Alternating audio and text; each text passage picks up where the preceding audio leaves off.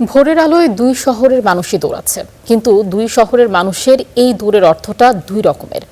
একদিকে ইসরায়েলিরা ছুটছে প্রাণ বাঁচাবার তাগিদে, অন্যদিকে একই দিনে জগিংয়ে ব্যস্ত তেহরানের বাসিন্দারা।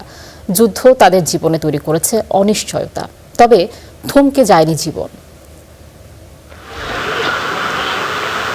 একই আকাশের নিচে একই ভোর, কিন্তু দুই শহরে তৈরি করেছে দুই রকম বাস্তবতা। এক পাশে তেহরান, অন্য পাশে জেরুজালেম। ভোরের আলোয় দুই শহরের মানুষই দৌড়াচ্ছে, কিন্তু দুই শহরের মানুষের এই দৌড়ের অর্থটা দুই রকমের।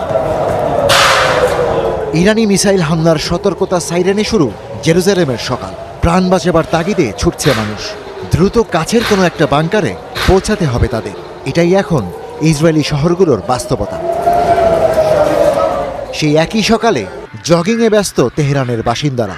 যুদ্ধ তাদের জীবনে তৈরি করেছে অনিশ্চয়তা, কিন্তু জীবন থমকে দাঁড়ায়নি।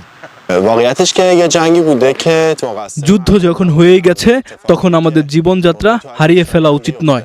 শেষ পর্যন্ত আমরা কাজে যাই, ব্যায়াম করি, ছোটবেলা থেকে খেলাধুলার সঙ্গে জড়িত। যুদ্ধের কারণে আমরা যেন শরীর ও মনের ক্ষতি না করি বা ব্যায়াম থেকে দূরে না সরে যাই। সত্যি বলতে আমাদের কিছুই পাল্টায়নি। প্রতিদিন কাজে যাচ্ছি, যদিও এখন নওরোজের ছুটি, কিন্তু আমাদের জীবন বদলায়নি। বিকেলের তেহরানও প্রায় একই।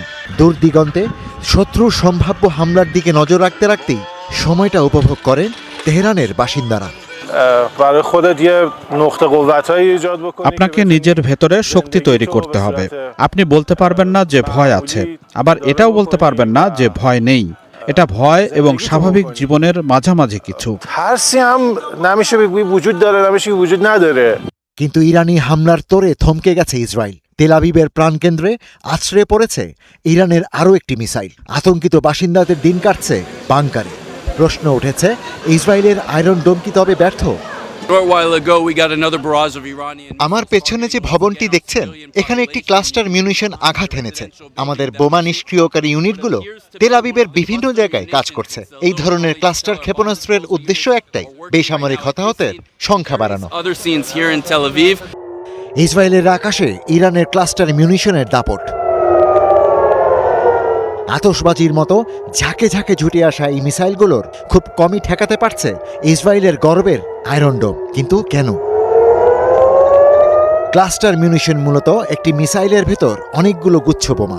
শত্রুর সীমানায় এসে সেই মিসাইল থেকে বেরিয়ে আসে শত শত বোমা, যার সবগুলোকে ধ্বংস করা প্রায় অসম্ভব। ক্লাস্টার মিউনিশনের ধর্মই হল নির্বিচারে ক্ষতি করা। বছরের পর বছর ধরে গাজা ও লেবাননের মানুষের উপর এই নিষিদ্ধ বোমা ব্যবহার করেছে ইসরায়েল। প্রকৃতি যেন এবার সেই ইতিহাসই ফিরিয়ে দিচ্ছে খোদ ইসরায়েলের বুকে। Ishtiaq Hossain, star news.